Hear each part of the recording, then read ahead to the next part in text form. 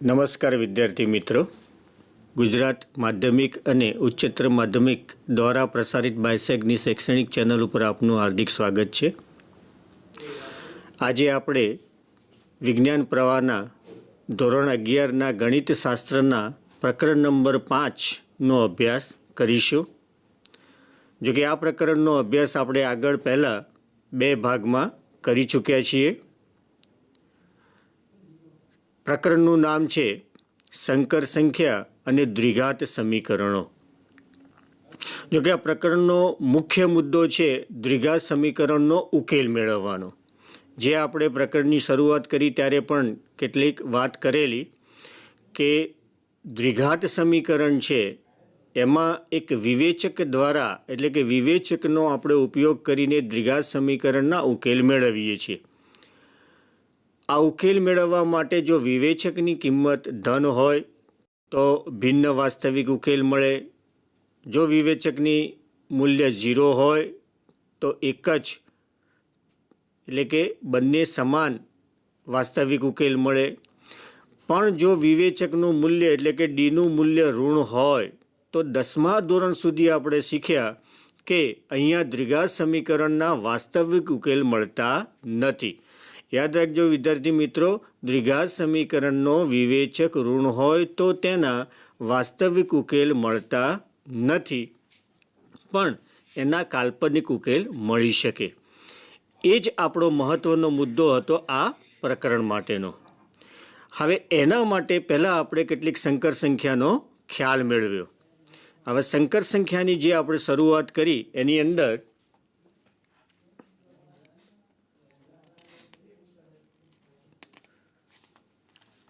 સૌ પ્રથમ આપણે આઈ એટલે કે વિશિષ્ટ સંકર સંખ્યા આઈ બરાબર વર્ગમૂળમાં -1 એવો એક સંકેત લીધો. એટલે કે i² બરાબર -1 થાય. આમ તો કોઈ પણ સંખ્યાનો વર્ગ ક્યારેય પણ ઋણ થાય નહીં, પણ આ એક જ સંકર સંખ્યા એવી છે કે જેનો વર્ગ એ -1 થાય છે, માટે એને આપણે કહીએ છીએ વિશિષ્ટ સંખ્યા. આ વિશિષ્ટ સંખ્યા દ્વારા આપણે સંકર સંખ્યાનું પહેલું સ્વરૂપ જોયું. a+ib અથવા તો એ સ્વરૂપને આપણે ક્રમયુક્ત જોડ ab દ્વારા પણ દર્શાવી શકીએ. આ સંકર સંખ્યાને દર્શાવવા માટે આપણે z એવો એક સંકેત લીધો. એટલે કે z બરાબર આપણે સંકર સંખ્યા દર્શાવી a+ib સ્વરૂપમાં અથવા તો ક્રમયુક્ત જોડ સ્વરૂપમાં. એના પછી આ પ્રકરણમાં આગળ આપણે એક મુદ્દો લીધો માનાંક. ઉપરાંત એ માનાંકના ગુણધર્મોનો પણ અભ્યાસ કર્યો. એ પછી અનુબદ્ધ સંકર સંખ્યાનો આપણે ખ્યાલ મેળવ્યો. અનુબદ્ધ સંકર સંખ્યાનો સંકેત z બાર, અને એમાં જે કાલ્પનિક ભાગ છે કાલ્પનિક ભાગ પોતાની નિશાની બદલે છે. અનુબદ્ધ સંકર સંખ્યાના ગુણધર્મોનો પણ આપણે અભ્યાસ કર્યો. સંકર સંખ્યાનું દ્વિઘાત સ્વરૂપ, આ છેલ્લો આપણો મુદ્દો જે આગળના ભાગમાં લેવાયો, એમાં સંકર સંખ્યાનું ધ્રુવીય સ્વરૂપ. ધારો કે સંકર સંખ્યા z બરાબર x + iy આપેલી હોય તો એનું ધ્રુવીય સ્વરૂપ થાય r(cos θ + i sin θ). આ સંકર સંખ્યાનું ધ્રુવીય સ્વરૂપ કેવી રીતે મેળવવું? કોઈ સંકર સંખ્યા આપી છે આપણને તો એનું ધ્રુવીય સ્વરૂપ મેળવવું કેવી રીતે? તો એમાં આપણે 2 દાખલા ગણેલા. એમાં આ મુદ્દાઓ ખાસ ધ્યાનમાં રાખવા જેવા છે. સંકર સંખ્યાનું ધ્રુવીય સ્વરૂપ મેળવવા માટે સૌપ્રથમ સંકર સંખ્યાને x + iy સ્વરૂપમાં એટલે કે a+ib સ્વરૂપમાં લાવો.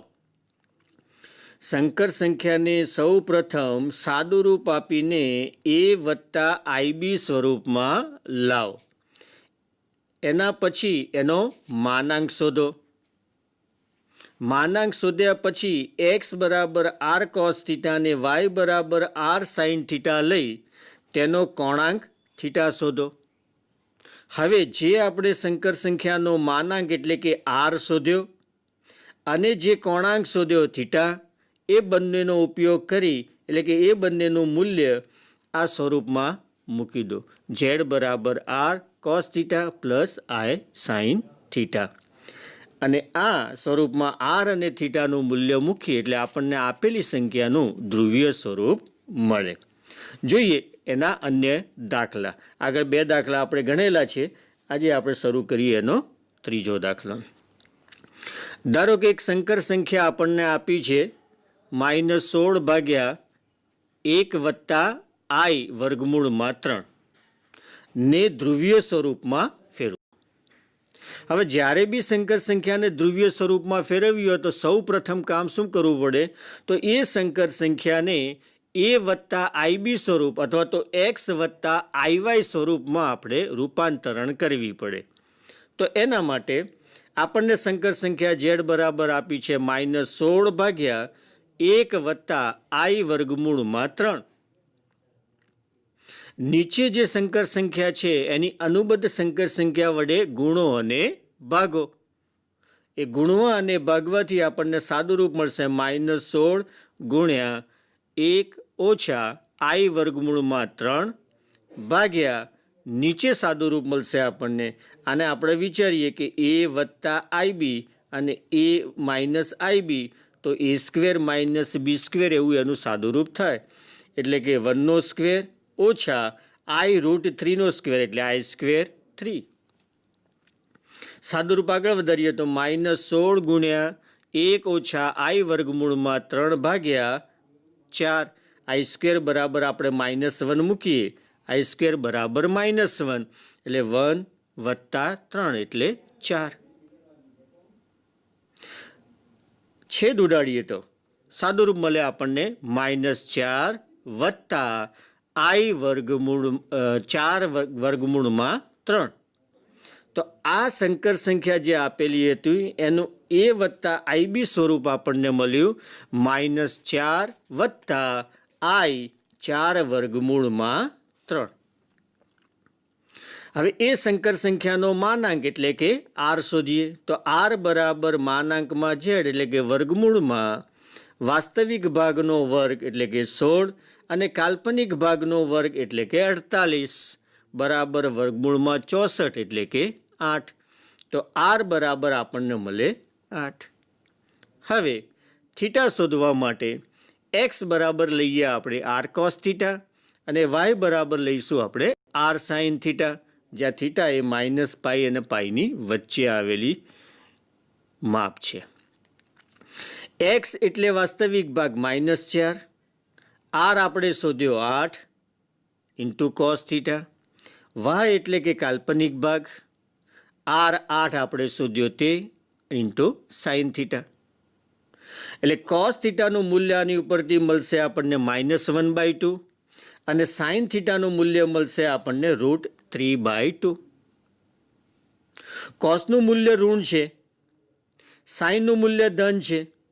cos ઋણ અને સાઇન ધન એટલે કે એ બીજા ચરણમાં આવેલી સંકર સંખ્યા છે અથવા તો થીટા ખૂણો છે એ બીજા ચરણમાં આવેલો છે.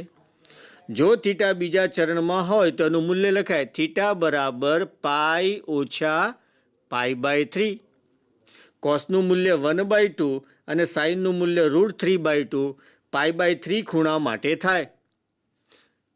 પણ કોસ ઋણ અને સાઇન ધન એટલે કે ચરણ બીજું છે તો બીજા ચરણમાં ખૂણો થીટા મળે આપણને π ઓછા π/3 એટલે કે થીટા બરાબર મળ્યો આપણને 2π/3. આમ r બરાબર 8 અને કોણાંક થીટા બરાબર આપણને મળે છે 2π/3.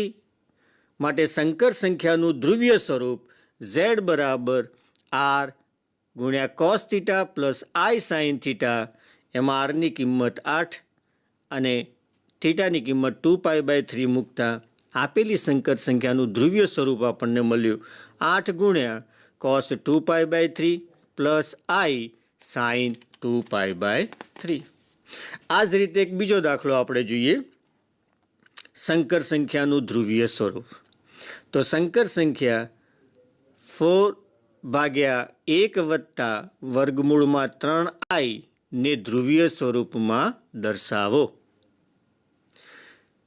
ધ્રુવીય સ્વરૂપમાં દર્શાવવા માટે પહેલાં સંકર સંખ્યાને a પ્લસ IB સ્વરૂપમાં રૂપાંતરણ કરીએ તો સંકર સંખ્યા z બરાબર આપી છે 4/1 વર્ગમૂળમાં 3i. એની અનુબદ્ધ સંકર સંખ્યા એટલે નીચે જે સંખ્યા છે એની અનુબદ્ધ સંકર સંખ્યા વડે ગુણતા અને ભાગતા સાદું રૂપ મળે આપણને 4 ગુણ્યા 1 ઓછા વર્ગમૂળમાં 3i અને નીચે સાદું રૂપ મળશે 1નો વર્ગ ઓછા √3i નો વર્ગ એટલે કે 3i². સાદું રૂપ આગળ લઈએ તો 4 ગુણ્યા 1 ઓછા વર્ગમૂળમાં 3i ભાગ્યા 4 4 ઉડી જશે એટલે આપણને સાદું રૂપ મળશે 1 ઓછા વર્ગમૂળમાં 3i. તો આપેલી સંકર સંખ્યાનું x વત્તા iy સ્વરૂપ આપણને મળ્યું 1 ઓછા વર્ગમૂળમાં 3i.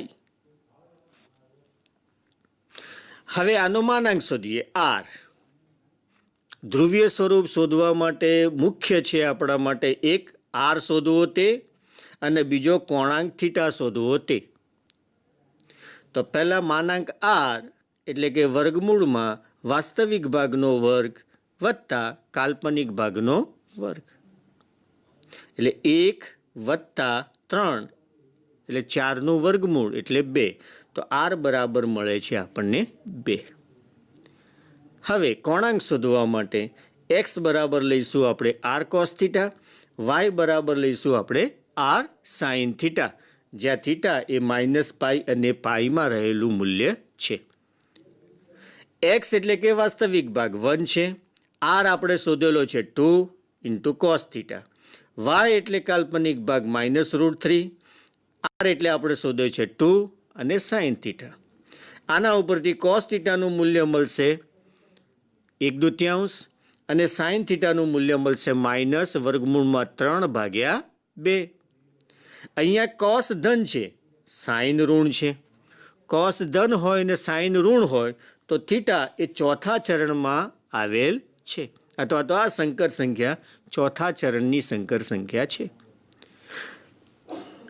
જો ખૂણો ચોથા ચરણમાં હોય તો ખૂણો મળશે આપણને થીટા બરાબર -π/3. તો આ સંકર સંખ્યાનો માનાંક આપણને r બરાબર 2 અને કોણાંક થીટા બરાબર -π/3 મળે છે.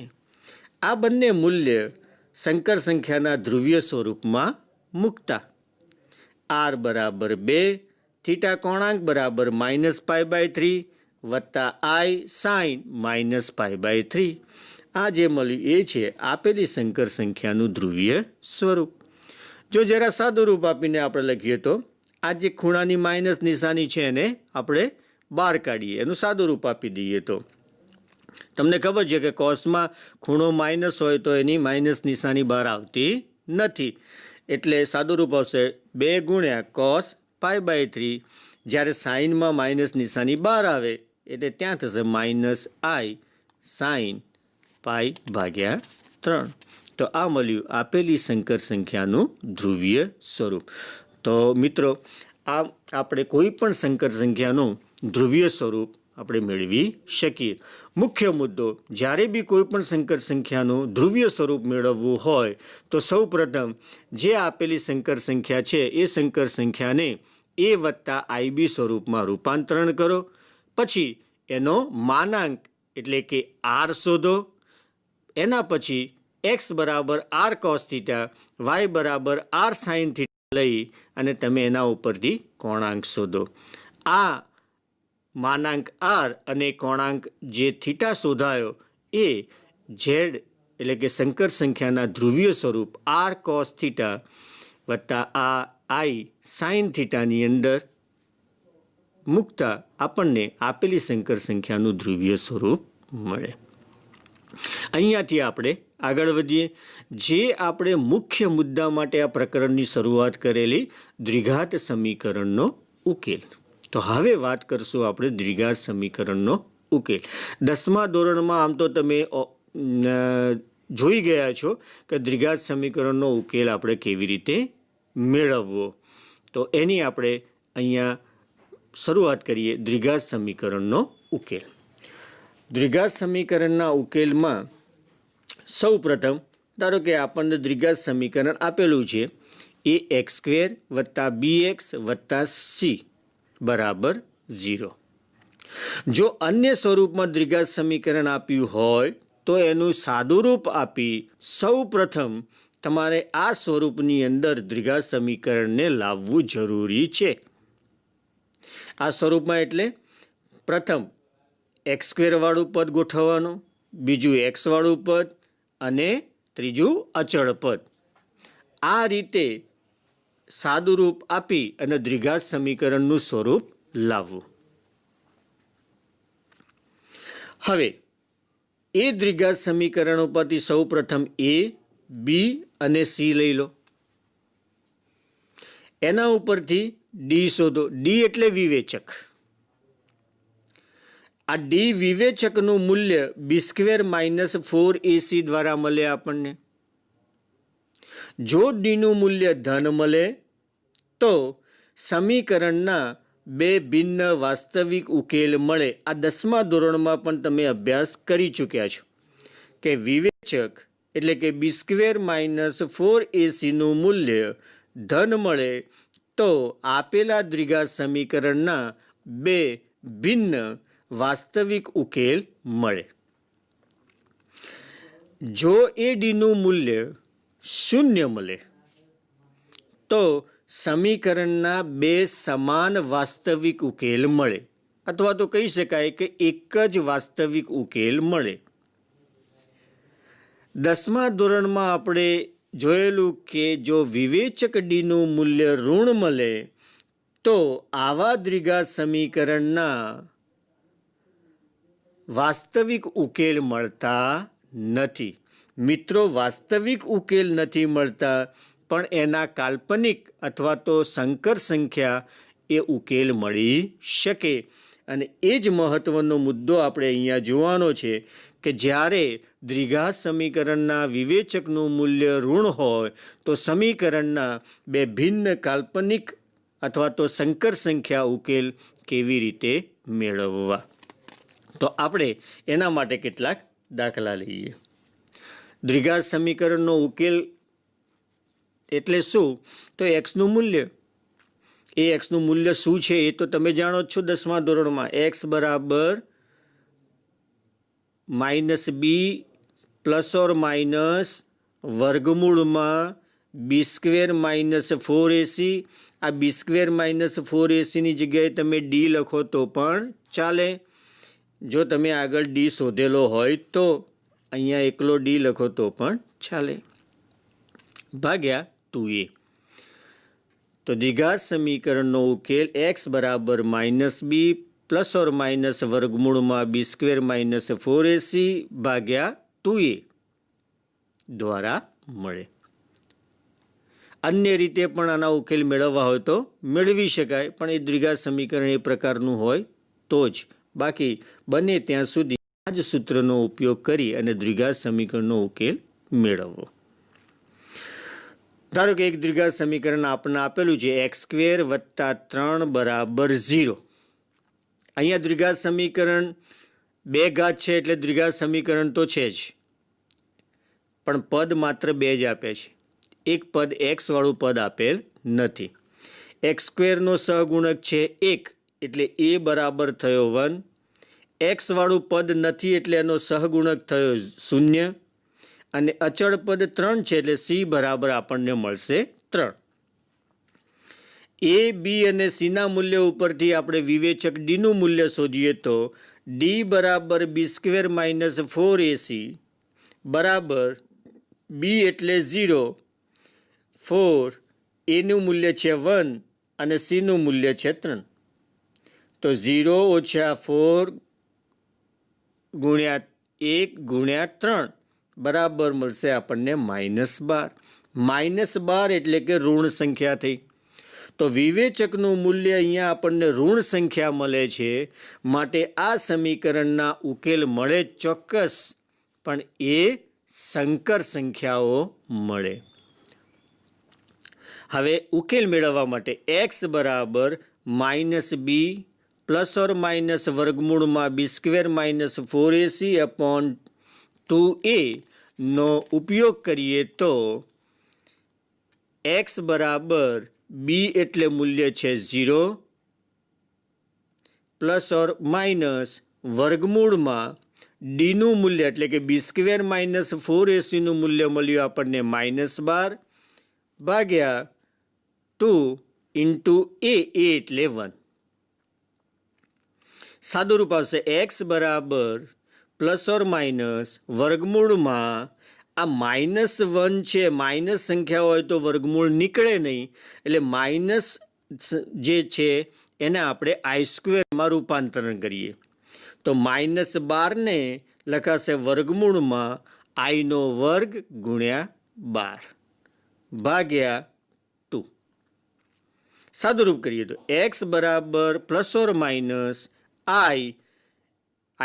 નું વર્ગમૂળ i, 12માં 2 અવયવો પાડીએ તો 4 × 3, એમાં 4નું વર્ગમૂળ મળશે આપણને 2 અને 3નું વર્ગમૂળ એટલે વર્ગમૂળમાં 3 ભાગ્યા 2 એમના એમ જ. 2 આપણા કેન્સલ થશે તો આપણને સાદું મળશે x બરાબર પ્લસ ઓર માઇનસ i વર્ગમૂળમાં 3. આ જે એક્સનું મૂલ્ય મળ્યું એ આપેલા દ્વિઘાત સમીકરણના ઉકેલ છે. જો ઉકેલ ગણ માગ્યો હોય તો એનો જવાબ થાય છગડીયા કૌંસમાં -i વર્ગમૂળમાં 3 અને i વર્ગમૂળમાં 3. આ એનો ઉકેલ ગણ થયો. મિત્રો બીજો એક દાખલો લઈએ, એટલે કે બીજું એક દ્વિઘાત સમીકરણ લઈએ, એનો ઉકેલ મેળવીએ. ધારો કે આપણને દ્વિઘાત સમીકરણ આપ્યું છે 2x² - x + 1 = 0. આની અંદર x² નો સહગુણક 2 છે એટલે a બરાબર 2 થયો. x નો સહગુણક -1 છે એટલે b બરાબર થયો -1. અચળ પદ 1 છે એટલે c બરાબર 1. a, b અને c ના મૂલ્ય ઉપરથી આપણે વિવેચક d શોધીએ તો d બરાબર b² - 4ac. b નું મૂલ્ય -1 પણ -1 નો વર્ગ કરીએ એટલે 1 થાય. -4 × a એટલે 2 અને c એટલે 1 તો 1 - 4 × 2 × 1 સાદું રૂપ મળશે આપણને -7. એટલે અહીંયા પણ વિવેચકનું મૂલ્ય ઋણ મળે છે. અહીંયા પણ આપેલા સમીકરણના ઉકેલ ભિન્ન સંકર સંખ્યાઓ મળે. ઉકેલ મેળવવાનું સૂત્ર x બરાબર -b પ્લસ ઓર માઇનસ વર્ગમૂળમાં b² - 4ac ભાગ્યા 2a.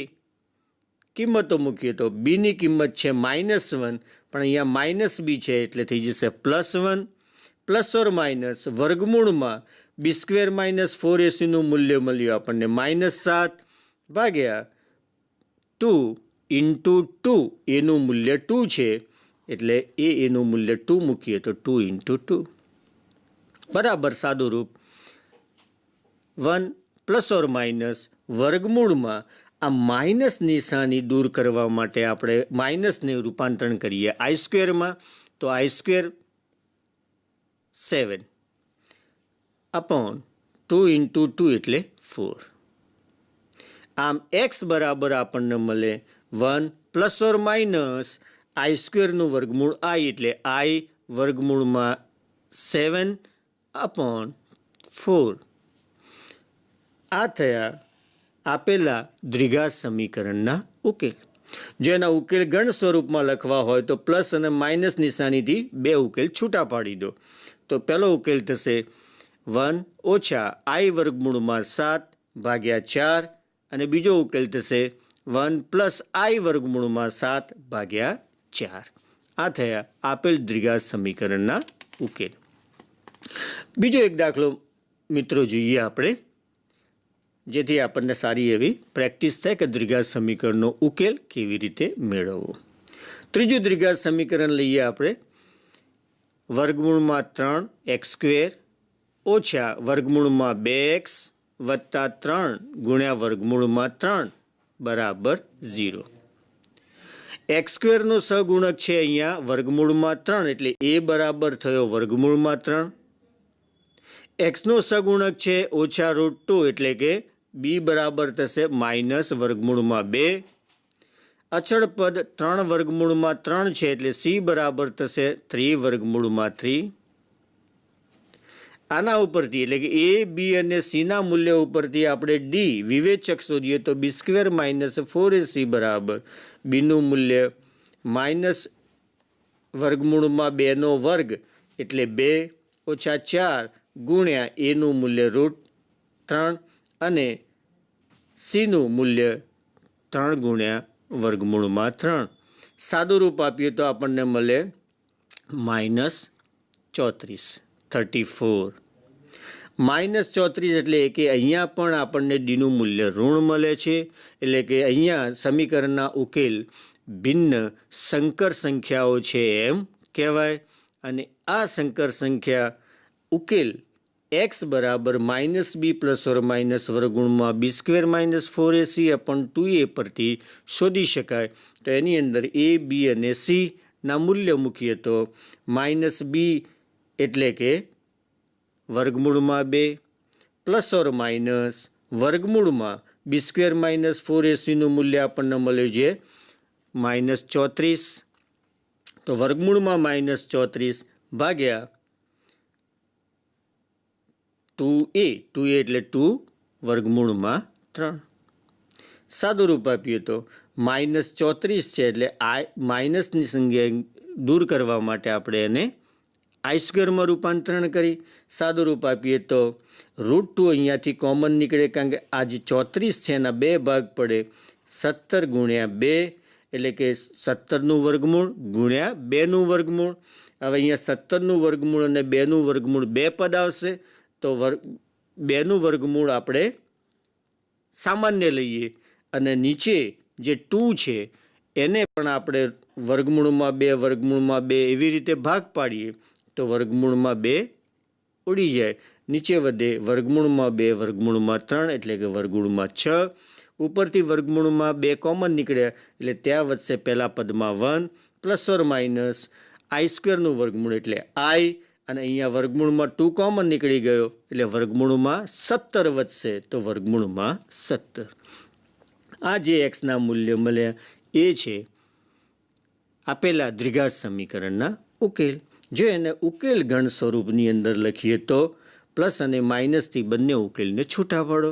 એકવાર પ્લસ નિશાની લઈને અને બીજી વાર ઓછાની નિશાની લે તો ઉકેલ ગણ આપણને મળશે 1 ઓછા આઈ વર્ગમૂળમાં 17 ભાગ્યા વર્ગમૂળમાં 6.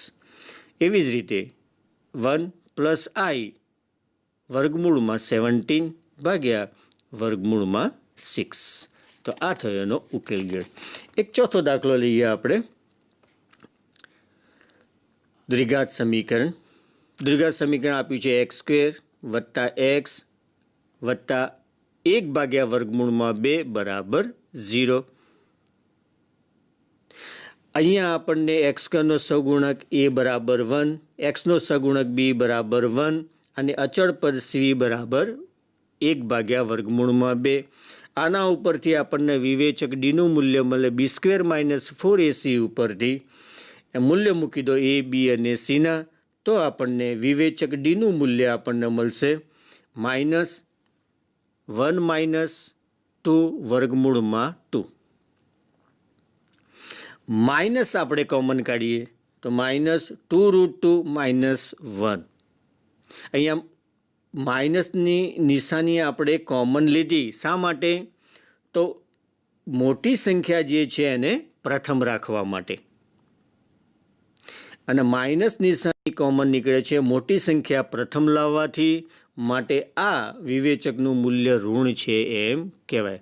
ફરીથી મિત્રો ખાસ યાદ રાખજો, મોટી સંખ્યાને પ્રથમ લાવવા માટે આપણે ઋણ સંખ્યા સામાન્ય લીધી અને મોટી સંખ્યા પ્રથમ આવવાથી જો બાર માઇનસની નિશાની હોય તે સંખ્યા ઋણ છે એમ કહેવાય. તો અહીંયા પણ ડીનું એટલે કે વિવેચકનું મૂલ્ય ઋણ છે માટે ભિન્ન સંકર સંખ્યા એમનો ઉકેલ મળે. ઉકેલ મેળવવા માટે સૂત્ર વાપરીએ. એક્સ બરાબર -b પ્લસ ઓર માઇનસ વર્ગમૂળમાં b² -4ac/2a. તો એક્સ બરાબર -b બરાબર 1 છે એટલે -1 પ્લસ ઓર માઇનસ વર્ગમૂળમાં -2√2 -1. આ બારના માઇનસને આપણે i² રૂપાંતરણ કરી નાખીએ તો i² 2√2 -1 અપોન 2a એટલે 1. સાદુરૂપ આગળ વધારીએ તો એક્સ બરાબર -1 પ્લસ ઓર માઇનસ i વર્ગમૂળમાં 2 -1 ભાગ્યા 2. આ થયા આપેલા દ્વિઘાત સમીકરણના ઉકેલ.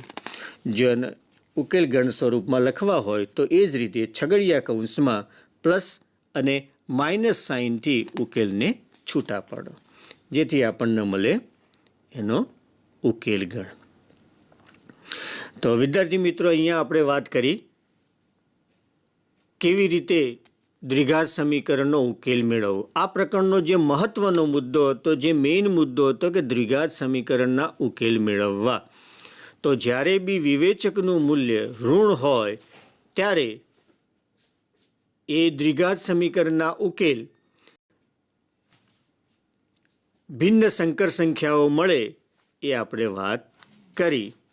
હવે અહીંયા આપણે સંકર સંખ્યા માટે એક મહત્વનો મુદ્દો બીજો જોવાનો છે અને એ છે સંકર સંખ્યાનું વર્ગમૂળ કેવી રીતે મેળવવું. તો સંકર સંખ્યાનું વર્ગમૂળ. તો સંકર સંખ્યાનું વર્ગમૂળ મેળવવા માટે આપણે એની રીત જોઈએ કે કોઈ પણ સંકર સંખ્યા આપણને આપી હોય તો એ સંકર સંખ્યાનું વર્ગમૂળ કેવી રીતે મેળવવું. ધારો કે એક સંકર સંખ્યા આપણને આપી છે -15 -8i. આ સંકર સંખ્યાનું મેળવવું છે આપણે વર્ગમૂળ. બરાબર યાદ રાખજો વિદ્યાર્થી મિત્રો, વર્ગમૂળ મેળવવા માટે કોઈ પણ સંકર સંખ્યાનું વર્ગમૂળ મેળવવા માટેની પદ્ધતિ શું છે, અથવા તો કેવી રીતે એ આપણે સંકર સંખ્યાનું વર્ગમૂળ મેળવશું. સંકર સંખ્યા આપણને આપી છે -15 - 8i. ધારો કે આ આપેલી સંકર સંખ્યાનું વર્ગમૂળ છે z બરાબર x વત્તા iy. આ સંકર સંખ્યાનું આ વર્ગમૂળ આપણે ધારી લીધું.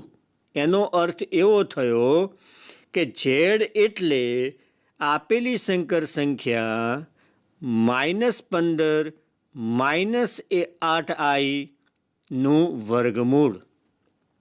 ફરીથી વિદ્યાર્થી મિત્રો, આપણે પહેલાં મુદ્દામાં એવું ધાર્યું કે z બરાબર x વત્તા iy એ સંકર સંખ્યા -15 -8i નું વર્ગમૂળ છે.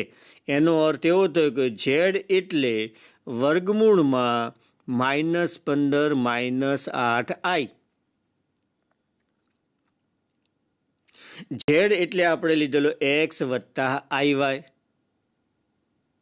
તો z નું મૂલ્ય મૂકી દો x વત્તા iy બરાબર વર્ગમૂળમાં -15 -8i. તો એમના એમ જ. વિદ્યાર્થી મિત્રો, ફરીથી આપણે આ પુનરાવર્તન કરીએ છીએ. ખાસ કે વર્ગમૂળ શોધવા માટે જે સંકર સંખ્યાનું વર્ગમૂળ શોધવું છે એ સંકર સંખ્યાના વર્ગમૂળને પહેલાં સંકર સંખ્યા ધારી લો. તો અહીંયા z બરાબર x વત્તા iy આપણે ધાર્યું કે આપેલ સંકર સંખ્યાનું વર્ગમૂળ છે. હવે આ વર્ગમૂળ શોધવા માટે યાદ રાખજો, આ z એ જ આપણો વર્ગમૂળ થયો, આપેલ સંખ્યાનું વર્ગમૂળ થયું. માત્ર એ z આપણે શોધવાનો છે, એટલે કે એના માટે આપણે x અને y શોધવા પડે. ચલો, ઝેડને આપણે આપેલી સંકર સંખ્યાનું વર્ગમૂળ ધાર્યું. એનો અર્થ કે z બરાબર વર્ગમૂળમાં આપેલી સંખ્યા. આપેલી સંખ્યાનું વર્ગમૂળ એટલે ઝેડ આપણે ધાર્યું. ઝેડ એટલે એક્સ વત્તા આઈ વાય બરાબર આપેલી સંકર સંખ્યાનું વર્ગમૂળ. હવે બંને બાજુ વર્ગ કરતા એક્સ વત્તા આઈ વાયનો પણ વર્ગ થશે અને આ બાજુ જે વર્ગમૂળ છે વર્ગ કરશું એટલે વર્ગમૂળ દૂર થઈ જશે.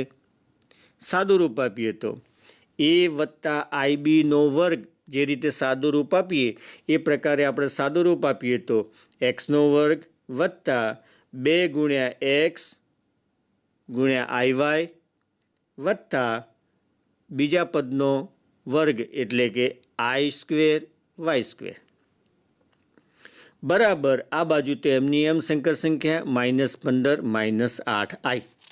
સાદું રૂપ આગળ વધારીએ તો X square minus Y square I square Y square હતો આઈ સ્ક્વેરની જગ્યાએ આપણે માઇનસ મૂક્યું એટલે એક્સ સ્ક્વેર અને માઇનસ વાય સ્ક્વેર આઈ વગરના પદ થયા એટલે કે એ વાસ્તવિક ભાગ થયો વત્તા આઈ 2xy બરાબર આપણને મળશે -15 -8 આઈ. એ તો એમના એમ જ. વાસ્તવિક ભાગને આ બાજુના વાસ્તવિક ભાગ સાથે સરખાવતા કાલ્પનિક ભાગને આ બાજુના કાલ્પનિક ભાગ સાથે સરખાવતા એક્સ સ્ક્વેર ઓછા વાય સ્ક્વેર વાસ્તવિક ભાગ બરાબર આ બાજુનો વાસ્તવિક ભાગ -15 અને કાલ્પનિક ભાગ 2xy તો આ બાજુનો કાલ્પનિક ભાગ -8.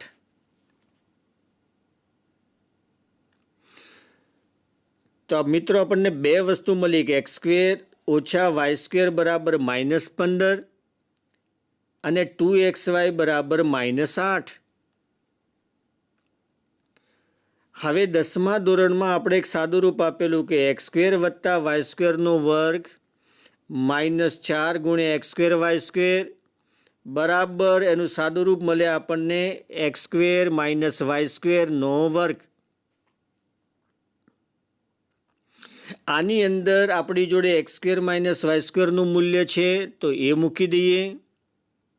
2xyનું મૂલ્ય છે તો 2xyનું પણ મૂલ્ય આપણે મૂકી દઈએ તો આપણને મળશે એક્સ સ્ક્વેર વત્તા વાય સ્ક્વેરનો વર્ગ ઓછા 64.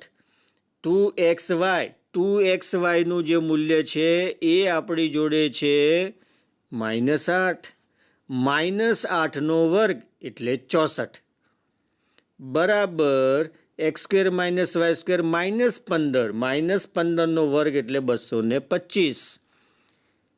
આમ એક્સ સ્ક્વેર વત્તા વાય સ્ક્વેરનો વર્ગ બરાબર આ -64 ને આ બાજુ લઈ જાઓ તો 289. 289 એ 17નું વર્ગમૂળ છે.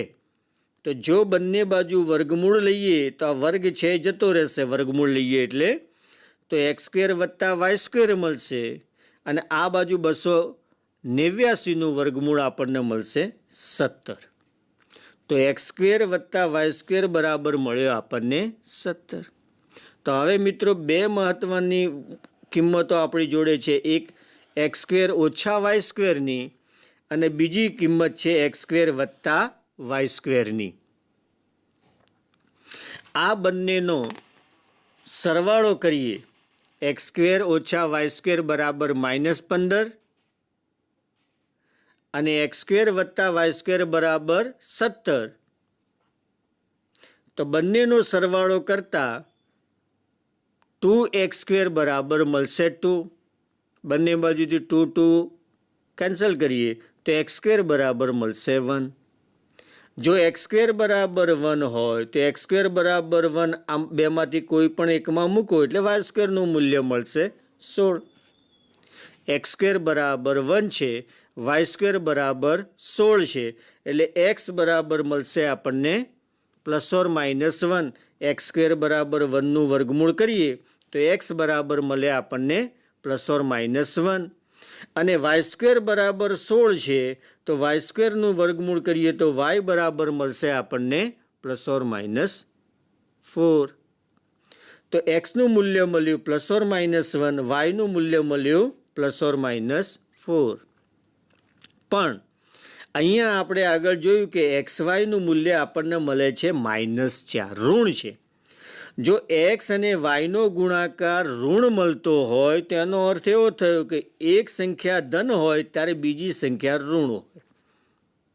એટલે જો એક્સને ધન લઈએ તો વાય ઋણ લેવો પડે અને એક્સને ઋણ લઈએ તો વાય ધન લેવો પડે. એટલે એક્સ બરાબર જો આપણે +1 લઈએ અને વાય તો એ વખતે વાય બરાબર આપણે -4 લેવો પડે અને એક્સ બરાબર જો -1 લઈએ તો વાય બરાબર આપણે 4 લેવો પડે. એટલે એક્સ 1 હોય ત્યારે વાય -4 છે અને એક્સ જ્યારે -1 હોય ત્યારે વાય બરાબર 4 છે. માટે માગેલ વર્ગમૂળ એટલે આપેલી સંખ્યાનું વર્ગમૂળ જે આપણે ધારેલું એક્સ બરાબર ઝેડ બરાબર એક્સ વત્તા આઈ વાય, તો એમાં એક્સ અને વાયનું મૂલ્ય મૂકતા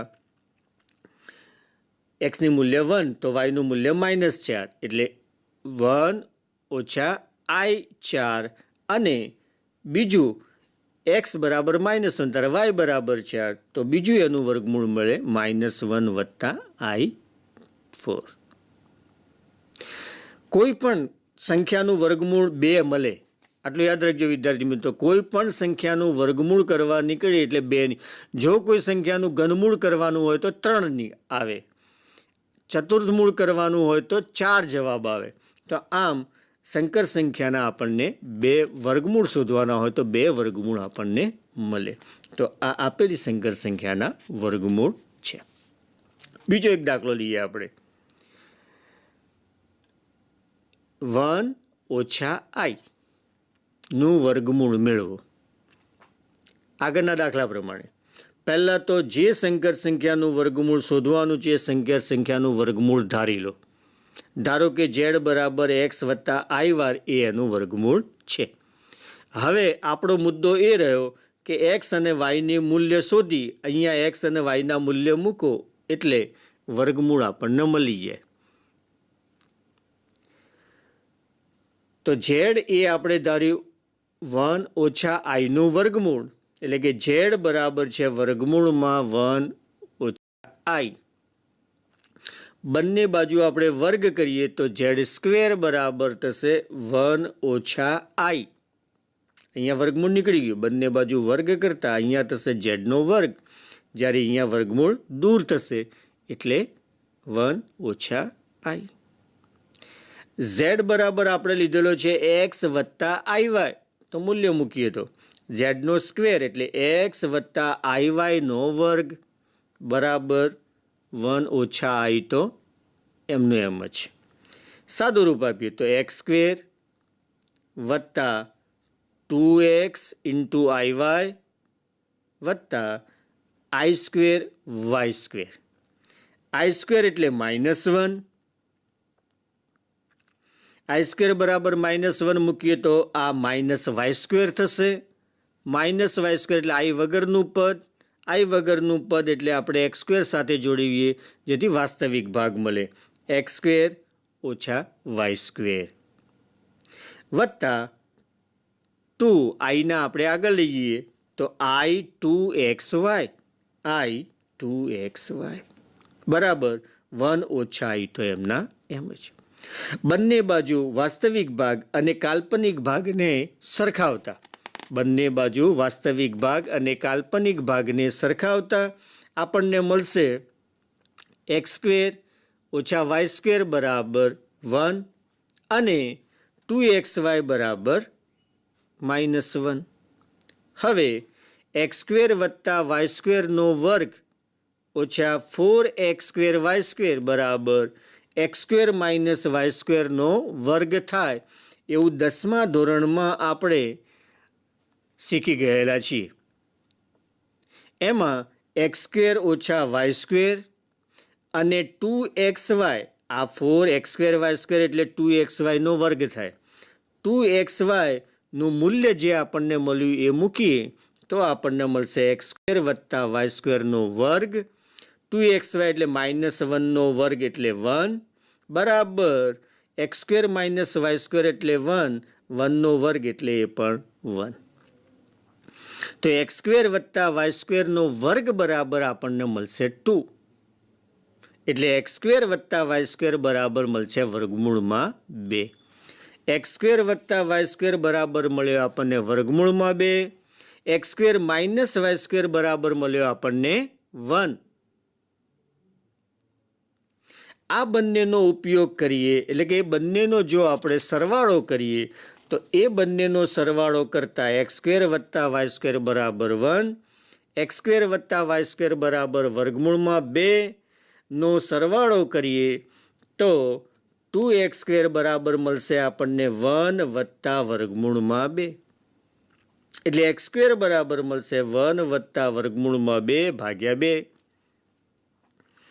વર્ગમૂળ કરીએ તો એક્સ બરાબર મળશે આપણને પ્લસ ઓર માઇનસ વર્ગમૂળમાં 2 વત્તા 1 ભાગ્યા 2 અને વાય બરાબર માઇનસ 1 અપોન 2x છે. આમાં એક્સનું મૂલ્ય મૂકીએ આપણે, આ જે એક્સના મૂલ્ય આવે એ મૂકીએ આપણે અહીંયા તો આપણને વાયના મૂલ્ય મળે. ઉપરાંત અહીંયા એક્સમાં પ્લસ માઇનસ છે એ માઇનસથી ગુણાશે માટે એ થઈ જશે માઇનસ પ્લસ. પ્લસ એ માઇનસથી ગુણા એટલે માઇનસ થશે, માઇનસ માઇનસથી ગુણાશે એટલે પ્લસ થશે. તો એ ઉપરથી વાયના મૂલ્યો આપણને મળશે માઇનસ પ્લસ વર્ગમૂળમાં 2 ઓછા 1 ભાગ્યા 2. આ એક્સ અને વાયનું મૂલ્ય, આ એક્સ અને વાયના મૂલ્ય આપણે જે ધાર્યું હતું વર્ગમૂળ એમાં મૂકીએ તો આપેલી સંકર સંખ્યાનું આપણને વર્ગમૂળ મળશે. ઝેડ બરાબર માઇનસ વર્ગમૂળમાં 2 વત્તા 1 ભાગ્યા 2 વત્તા આઈ વર્ગમૂળમાં 2 ઓછા 1 ભાગ્યા 2. અને બીજું વર્ગમૂળ એનું મળશે વર્ગમૂળમાં 2 વત્તા 1 ભાગ્યા 2 ઓછા આઈ વર્ગમૂળમાં 2 ઓછા 1 ભાગ્યા 2. તો આમ આ 2 જે મળે છે એ આપેલી સંકર સંખ્યાના વર્ગમૂળ છે. આપણા પાઠ્યપુસ્તકમાં અન્ય દાખલાઓ આપેલા છે, એના ઉપર પણ ખાસ એ અભ્યાસ કરવો. વિદ્યાર્થી મિત્રો, અહીંયા આપણે જે પ્રકરણના મુખ્ય મુદ્દાઓ હતા, સંકર સંખ્યાનો ખ્યાલ, સંકર સંખ્યાનો માનાંક, સંકર સંખ્યાનો કોણાંક, અનુબદ્ધ સંકર સંખ્યાની વ્યસ્ત સંખ્યા કેવી રીતે મેળવવી, 2 સંકર સંખ્યાઓનો ગુણાકાર કેવી રીતે કરવો, સંકર સંખ્યાનું ધ્રુવીય સ્વરૂપ કેવી રીતે મેળવવું, દ્વિઘાત સમીકરણનો ઉકેલ કેવી રીતે મેળવવો, એ ઉપરાંત છેલ્લે આપણે જોયા કે સંકર સંખ્યાનું વર્ગમૂળ કેવી રીતે મેળવવું. એટલે આ પ્રકારના જે મુખ્ય મુદ્દાઓ હતા એ આપણે અહીંયા સંપૂર્ણપણે પૂરા કર્યા છે. પણ છેલ્લો સ્વાધ્યાયમાં ઘણા બધા સારા દાખલાઓ છે. એ દાખલાઓ આપણે બધા જ દાખલાઓ તો જોઈ શકીએ એમ છીએ નહીં, પણ કેટલાક દાખલાઓ આપણે એમાં અભ્યાસ કરવો ખાસ જરૂરી છે. જે આપણે મુદ્દાઓ લીધા એના સાથે જે આપણે દાખલાઓ જોયા એને અનુરૂપ જે દાખલાઓ જોયા એના કરતાં અન્ય રીતના જે દાખલાઓ છે એ દાખલાઓ આપણે આવતી વખતે એનો અભ્યાસ કરીશું. નમસ્કાર.